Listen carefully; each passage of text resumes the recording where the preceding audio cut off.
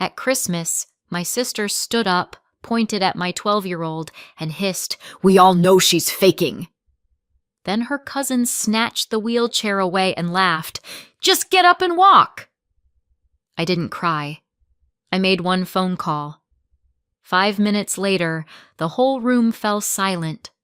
The dining room was too bright, the kind of bright that makes everyone's smile look pasted on. My daughter, Grace, sat in her dining chair at the table, knees tucked in close like she was trying to take up less space. My sister Tiffany pushed back from her seat so fast her napkin slid to the floor. "She's pretending," Tiffany said, arm out, finger aimed right at Grace like a prosecutor. "You can't tell me she needs all this." Grace's eyes flicked to me, then down to her hands. Across the table, Logan, Tiffany's 11-year-old, Grace's cousin, grinned like he'd been handed a script. He reached beside Grace, grabbed the wheelchair by the handles, and yanked it out of her reach with a quick, triumphant pull. "Come on," he laughed, dragging it backward. "Stand up, walk." I didn't argue. I didn't beg them to stop. I slid my phone out of my pocket, unlocked it with my thumb, and tapped one starred contact like it was muscle memory. The screen rang once, twice, and then a face appeared, close, calm, and absolutely not part of our family. At first, people tried to talk over it. Then the voice on my screen started asking questions, and 5 minutes later, the whole room fell silent. We'd gotten to my parents' place in Columbus a little early because Grace moves slower when she's tired, and I hate feeling rushed with her. Snow had crusted along the curb, and the front steps were slick. Dad came down a step to meet us, steadying Grace while I tipped the wheelchair up behind her. Then my dad, Mike, took the casserole dish from my hands with his usual big guy gentleness and said, "I got it, Nat." Inside, the house smelled like ham, cinnamon candles, and my mother's need to impress. Mom, Karen, had already set the table with the good plates, the ones we weren't allowed to touch when I was a kid. Grace lowered herself into the dining chair by the window, careful and practiced, and I parked her wheelchair beside her, angled so she could grab it without asking. Mom's eyes landed on the chair immediately. "Is that going to be right there?" she asked, like it was a muddy boot. "It's where Grace can reach it," I said, keeping my voice even. Grace tried a small smile. "I'm fine right now." "I know," I told her. "And we plan for not fine, too." Dad cleared his throat, already trying to smooth the air. Okay. Food's almost ready." My mother didn't answer me. She just adjusted a place setting so she wouldn't have to look at the chair, and that was my first warning. Tiffany arrived late, of course, like the clock should have waited for her. The front door banged open and cold air rushed in, followed by her perfume and her laugh. "Merry Christmas!" she called, loud enough for the neighbors, then she swept into the dining room like she owned the floorboards. Madison, 13 and already skilled at eye-rolling, trailed behind her with her phone in her hand. Logan ran ahead, socks sliding on the wood, and skidded to a stop when he saw Grace's wheelchair parked beside the table. "Oh, you brought the chariot," he said, snickering. Grace's shoulders tightened. She kept her face neutral, but I saw her fingers press into her napkin like she was anchoring herself. Tiffany's eyes flicked to the chair and then to me. "We're doing the wheelchair thing again?" she said, like it was a themed accessory. "It's not a thing," I said. "It's what keeps her safe." Tiffany's mouth twitched like she'd tasted something sour. "Uh-huh." Mom laughed lightly, the way she laughs when she wants the moment to pass. "Let's just have dinner." Logan drifted closer to Grace's side of the table, hands hovering near the chair like it was a toy left out for him.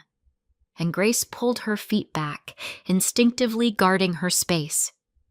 Grandpa Howard, my dad's father, Grace's great-grandpa, sat at the far end, where he always sat, quiet and straight-backed in a cardigan that smelled faintly like aftershave.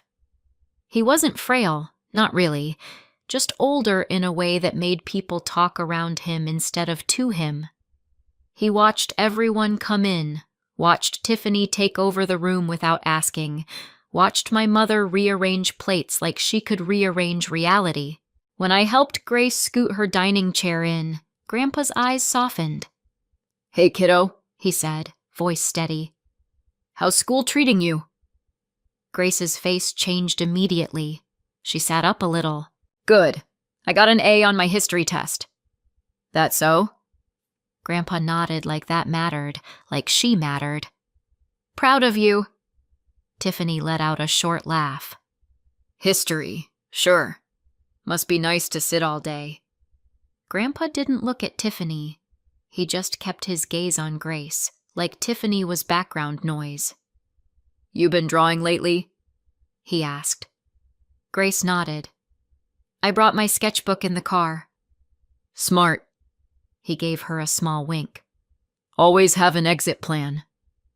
I felt my throat tighten, just for a second, because it sounded like a joke but didn't feel like one.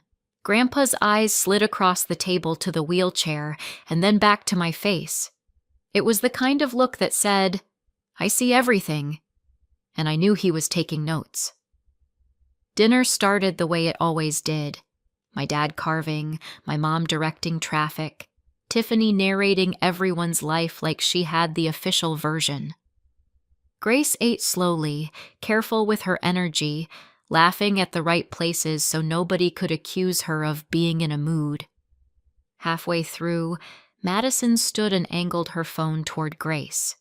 "Hold on," she said. "We need a picture."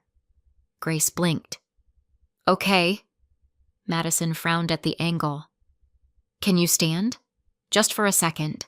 It'll look better if everyone's the same height." "I can't," Grace said quietly. Tiffany's fork paused midair. She looked up like she'd been waiting for that sentence. "Can't," she repeated, a little too bright. "Or won't." "Tiff," my dad warned, soft but firm. Tiffany ignored him. She pushed back her chair and stood, placing both hands on the table as if she were about to deliver a toast. Her eyes locked on Grace, and her voice sharpened. "She's faking," Tiffany said, loud enough to make sure nobody missed it. "We all tiptoe around it, but come on." Grace went still, like her body had become a statue and her mind had left the room. And my mother didn't tell Tiffany to stop. It didn't turn into a debate. It turned into a pile-on, fast and practiced, like everyone had been rehearsing without me. My mom leaned forward, eyebrows raised in that concerned face she wears when she wants to be cruel politely. "I've been thinking the same thing," Karen said. "She's fine when it suits her."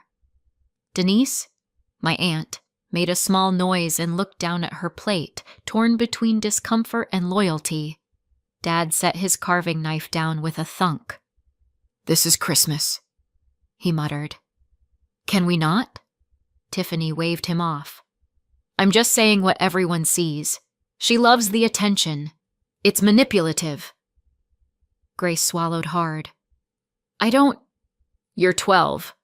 Mom cut in like that was proof. "Kids do things." I felt my own voice stay low, almost boring. "Grace has a medical condition," I said. "You don't get to vote on it." Tiffany tilted her head. "Oh, here we go. Natalie, don't make it a whole production." Grace's cheeks flushed, and I saw her knees shift under the table like she was considering standing just to make it stop. I put my hand on her forearm. One squeeze. A silent, "No." My dad looked at me, helpless, like he wanted peace more than truth. And then Logan decided he wanted a turn. Logan slid out of his chair and walked behind Grace, where the wheelchair sat within reach like a lifeline. He grabbed the handles with both hands, eyes sparkling. "I'm gonna fix you," he said, loud and proud, like he'd invented the cure. "Logan," I snapped. One word, sharp. He yanked anyway, rolling the chair backward until it bumped into the buffet. Grace's hand shot out toward where it should have been and grabbed nothing but air. Her breath hitched, and she looked at that empty space like someone had pulled the floor away. "Stand up," Logan said, laughing. "Just do it." Nobody moved fast enough. Tiffany's mouth curled like she was entertained. My mother didn't stand. Even my dad froze in that awful in-between where he wanted it to stop but didn't want to challenge Tiffany. So I stood. Not to yell, not to plead. I stepped behind Grace like a wall, pulled my phone out, and hit call. When the screen lit up and the video connected, a face appeared. It looked straight into our dining room like it could see every lie on the table, and the smugness died all at once. But let me back up. When I was 9, Tiffany knocked over my birthday cake before anyone could cut it. It slid off the table in slow motion, frosting, candles, the whole thing, and splattered onto the kitchen floor. Tiffany stared at it for half a second, then started crying like she'd been injured. Mom rushed to her. "Oh, honey," Karen cooed, pulling Tiffany into her arms. Tiffany pointed at me through tears. "Natalie did it." I opened my mouth, shocked. "I didn't even touch—" "Don't," Mom warned, sharp now. She turned to me with that look that meant I'd already lost. "Why would you do that? It's your sister." Dad sighed like the truth was inconvenient. "Nat, just apologize." I stared at the ruined cake and felt something settle into place. The facts didn't matter. What mattered was Tiffany's version. I said, "I'm sorry," even though my throat burned saying it. Tiffany stopped crying instantly. She wiped her face and smirked at me over Mom's shoulder. That was the day I learned the rule in our house. Tiffany decides what happened, and everyone else nods along. As adults, Tiffany got better at it. She didn't just rewrite moments. She rewrote me. At a neighborhood cookout, she introduced me to her friends like I was a character in a comedy routine. "This is Natalie," she said, laughing. "She's always so intense. She's the type who complains if the napkins aren't folded right." Her friends chuckled, looking at me like I'd missed the joke. I tried to correct it once. "I don't care about napkins," I said. "I care about my kid not getting sick from undercooked chicken." Tiffany's eyes widened dramatically. "See?" she announced. "Always dramatic." Everyone laughed harder.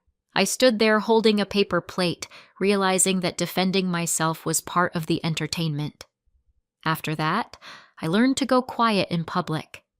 I let Tiffany narrate because correcting her only made me the villain in her story. It wasn't bravery, it was survival. And then Grace got sick, and my silence stopped being harmless. The first time I brought Grace's wheelchair to a family gathering, it was supposed to be simple. We were going to my parents' house for brunch, and Grace had been in a flare all week, weak, shaky, stubbornly pretending she was fine. The chair wasn't a statement. It was a tool. Tiffany met us at the door and looked down at the wheels like she'd found contraband. "Wow," she said. "So we're committed to this now." Grace tried to joke. "It's just for long walks." Karen's face tightened with that fake worry. "Natalie, are you sure this is good for her? I don't want her getting dependent." "She can't get dependent on safety," I said. Tiffany leaned toward Grace and lowered her voice just enough to feel private. "You know," she murmured, "if you just push through, your legs won't forget."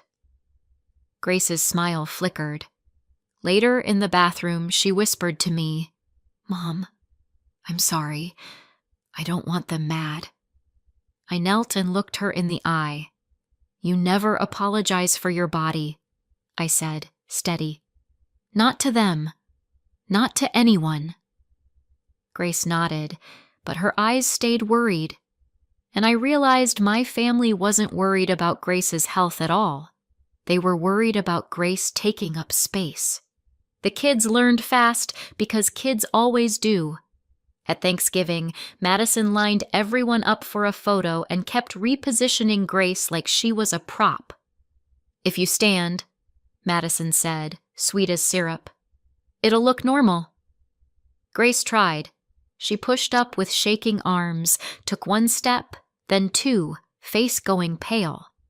Tiffany's eyes lit up like she'd just been handed evidence. "See?" she said loud. "She can do it."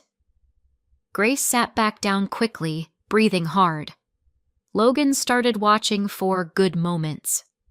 If Grace laughed, he'd announce, "Guess you're cured." If she carried a plate from the counter, he'd yell, "Look, walking!" The adults chuckled like it was harmless. I watched my child turn into a test.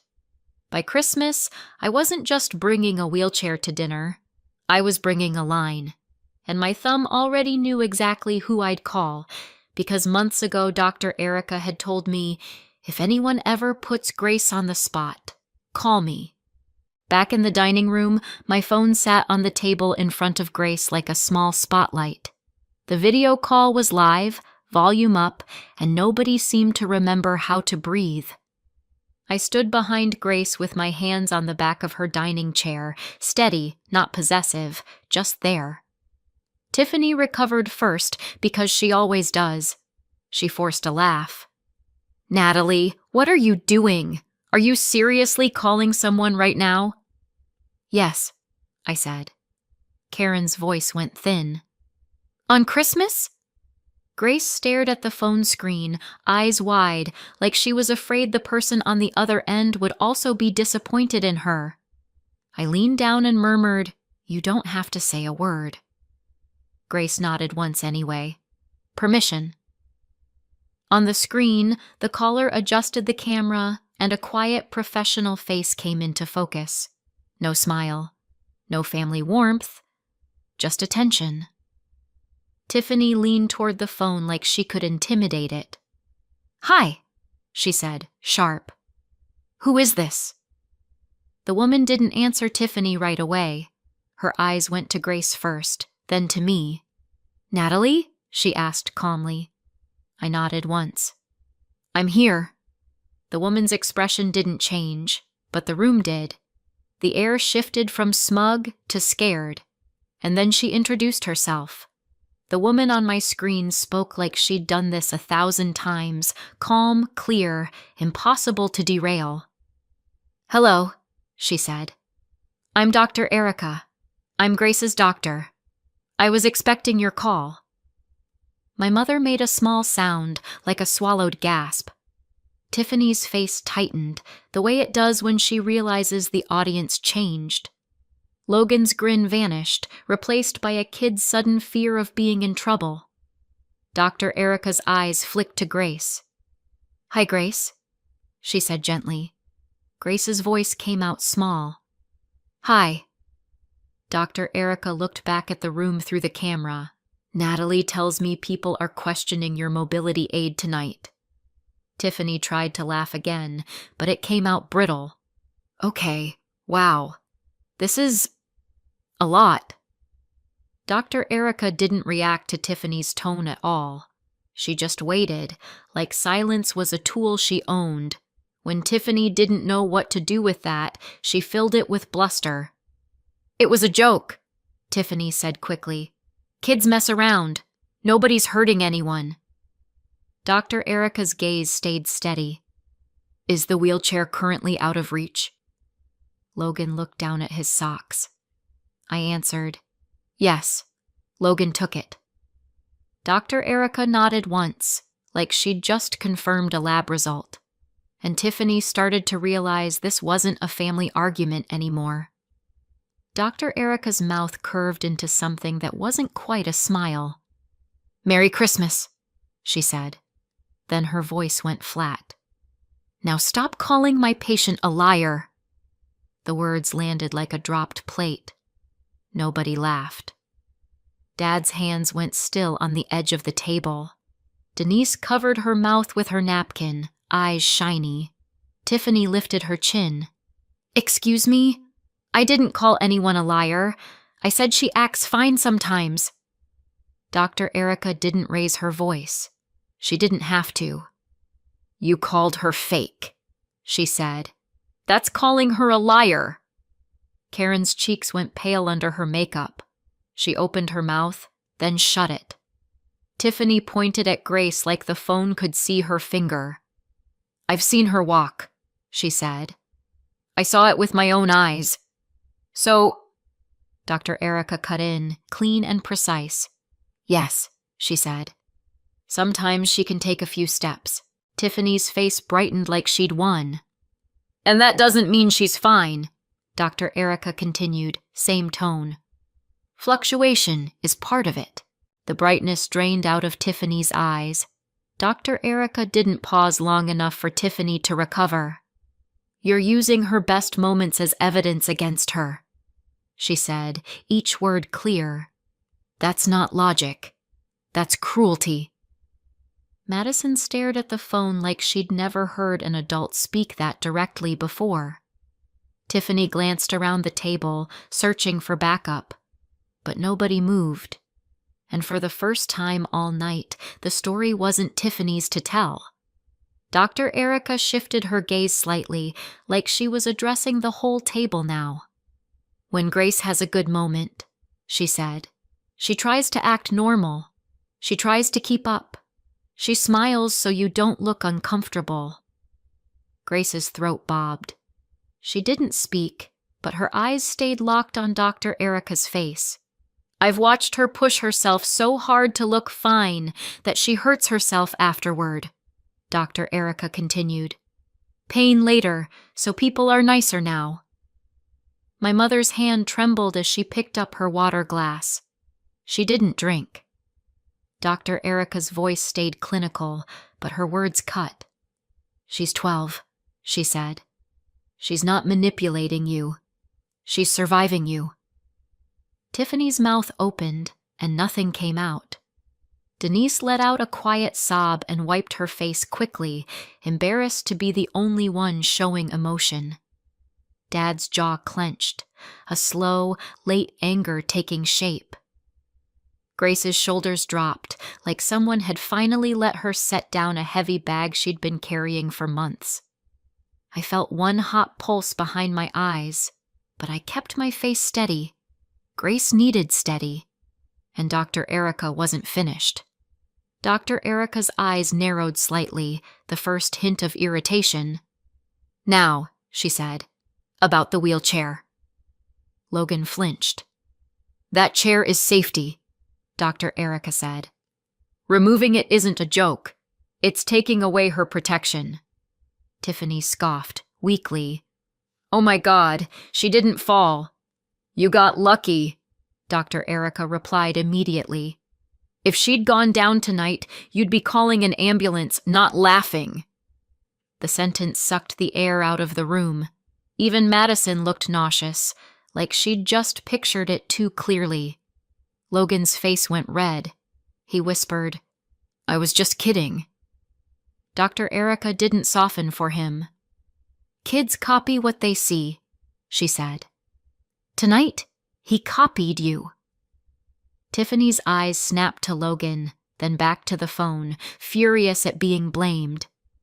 Karen stared at the tablecloth as if the pattern could save her. And Grandpa Howard, at the far end, stayed silent, watching, unmoving, absorbing every word. The shame in that room wasn't loud.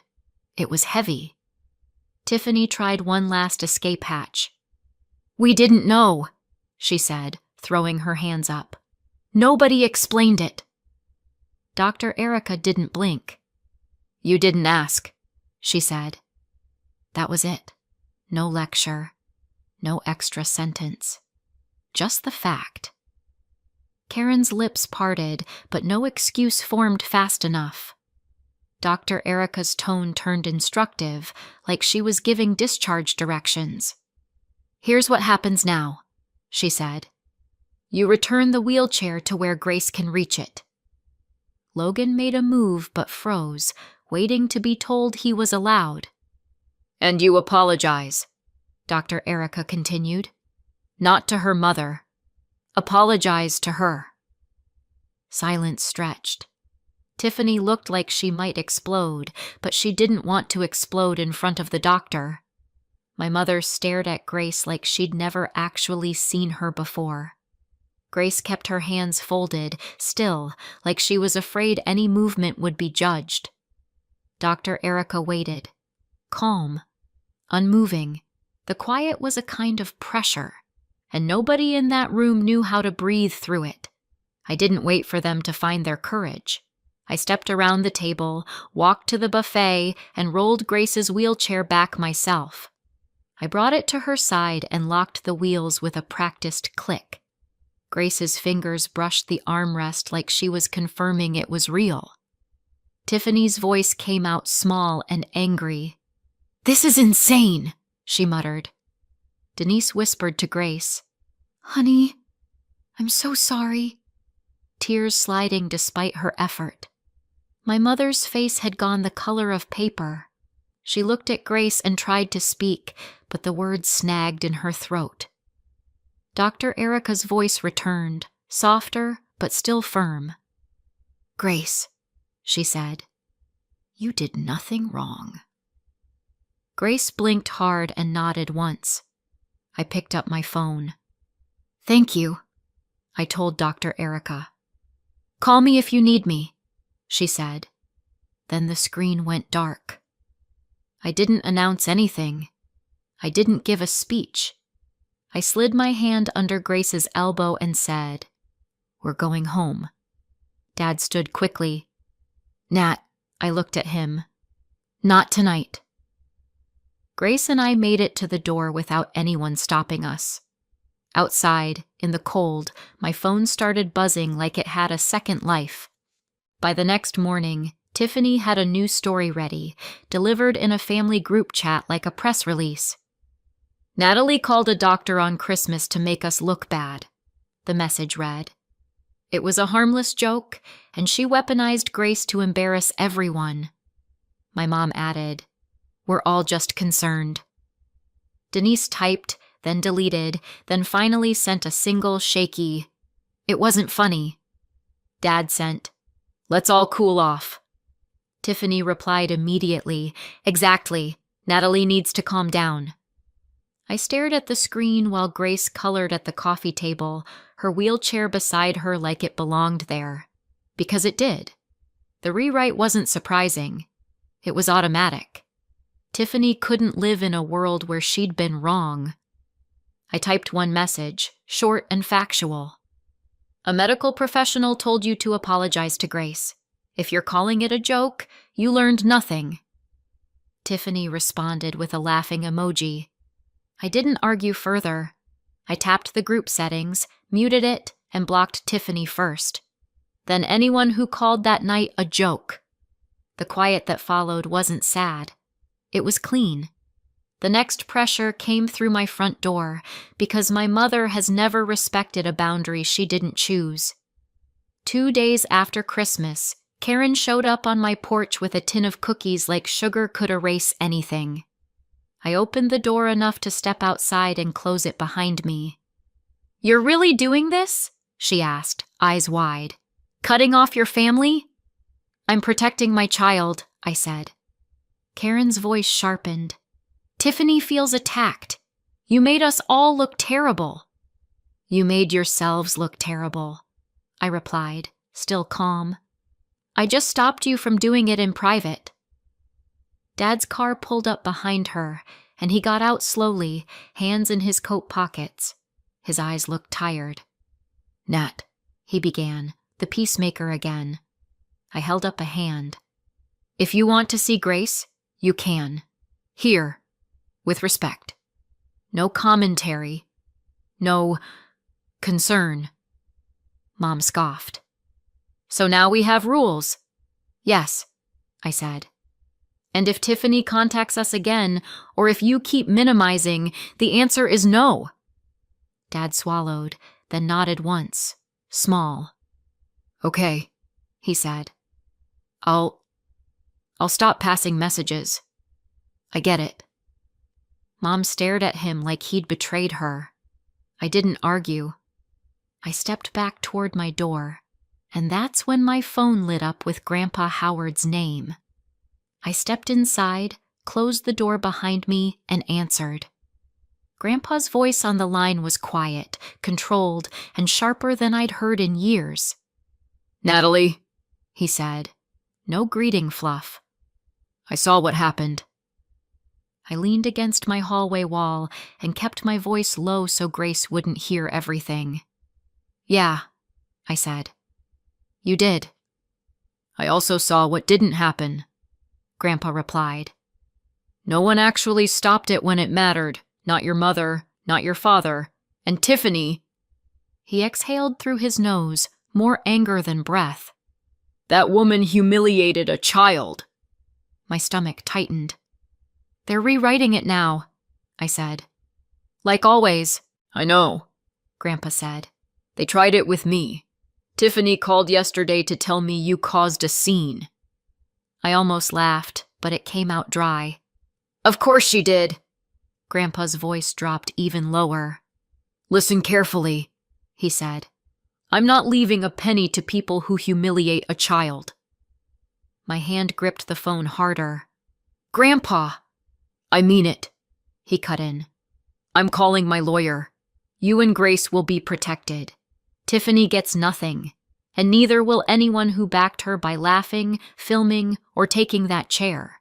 That includes Madison and Logan." I closed my eyes for a second, not from joy, just from the weight of it.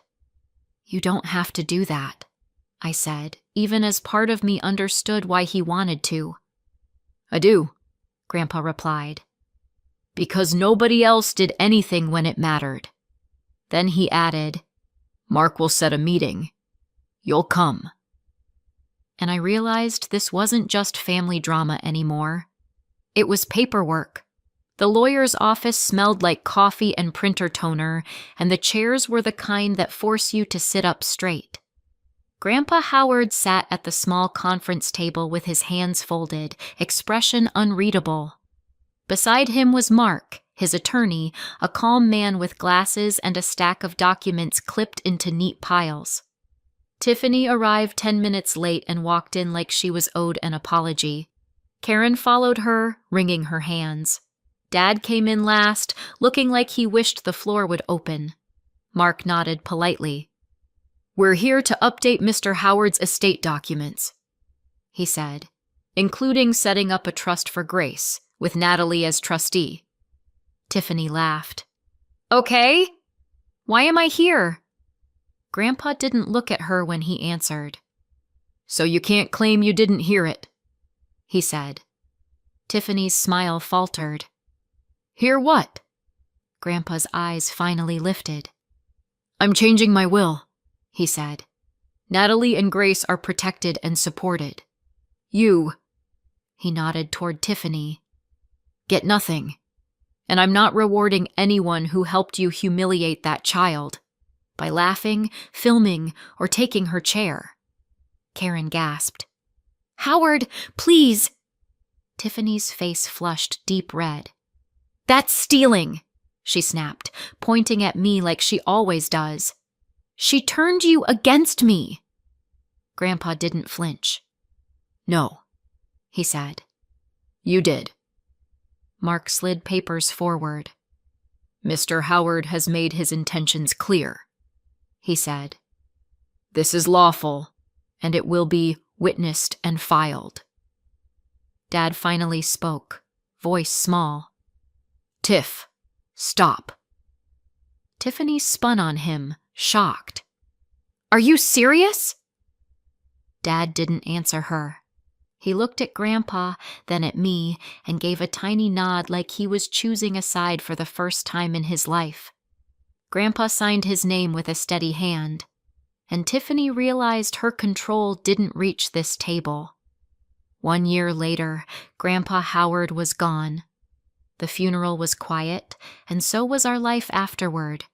Quiet in the way that feels safe, not empty. Grace and I didn't go to my parents' house afterward for the family gathering because we weren't family props anymore. We went home, made hot chocolate, and watched a movie with the volume up.